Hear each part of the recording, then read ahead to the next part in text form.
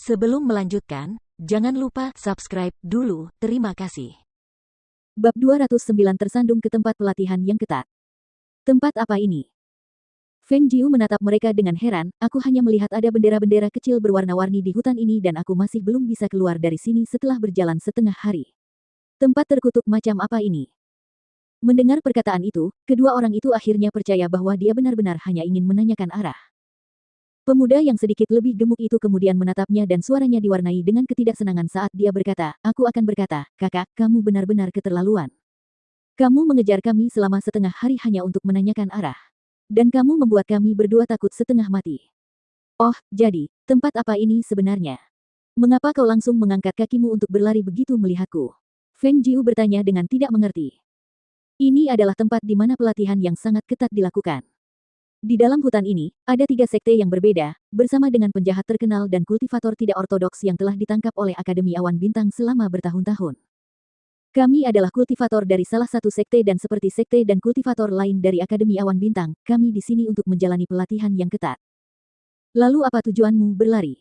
Feng Jiu bertanya sambil mengangkat sebelah alisnya. Ini tempat untuk latihan keras. Tidak heran dia sudah menemukan begitu banyak susunan penghalang sebelumnya, dan susunan batas pelindung itu. Kalau saja dia tidak membawa cincin angkasa, dia mungkin tidak akan mampu melewati susunan batas itu. Semua ini karena para kultivator terkutuk dari sekte kemegahan elegan itu.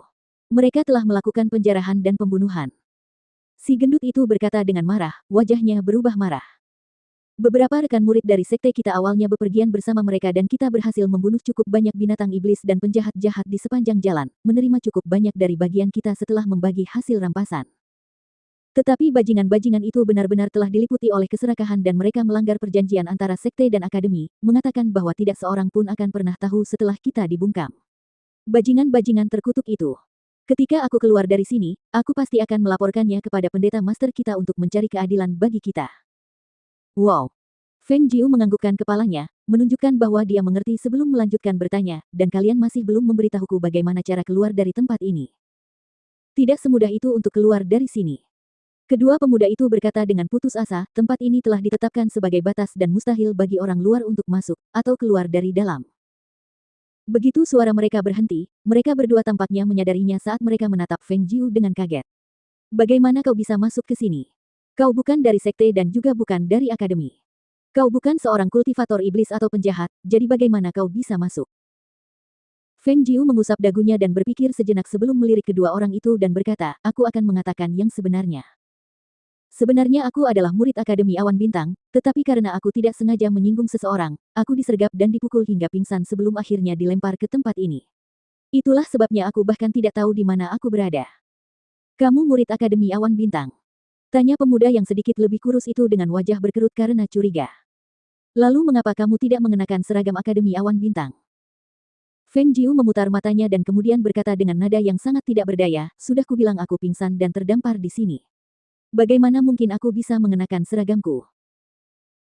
Kedua pemuda itu juga tidak begitu jelas tentang bagaimana keadaan di dalam Starry Cloud Academy sebenarnya, tetapi setelah mendengarnya mengatakan itu, mereka mempertimbangkan fakta bahwa susunan batas yang ditetapkan di tempat ini bukanlah sesuatu yang mungkin bisa ditembus oleh orang luar. Mereka mulai percaya bahwa situasinya pasti seperti yang dikatakan pemuda itu, bahwa dia telah menyinggung seseorang dan akhirnya dijebloskan ke sini. Oleh karena itu, kedua pemuda itu kemudian saling bertukar pandang, memutuskan untuk tidak menyelidiki lebih jauh. Si gendut menatap Feng Jiu lalu berkata, untuk bisa keluar dari sini, kita perlu mengumpulkan 1000 poin pengalaman. Melihat keadaanmu saat ini, kurasa kau bahkan tidak punya lencana giok pengalaman. Feng Jiu meraba-raba dengan membabi buta di sini karena dia benar-benar tidak tahu apapun tentang sekte atau akademi ini dan hal-hal semacamnya. Oleh karena itu, setelah mendengar si gendut mengatakan itu, dia tidak dapat menahan diri untuk bertanya dengan rasa ingin tahu bagaimana cara mengumpulkan poin. Dan apa hubungannya dengan lencana giok pengalaman. Mendengar Feng Jiu bertanya demikian, sudut mulut kedua pemuda itu berkedut saat mereka menatap pemuda itu. Adik, kau bahkan tidak tahu tentang ini.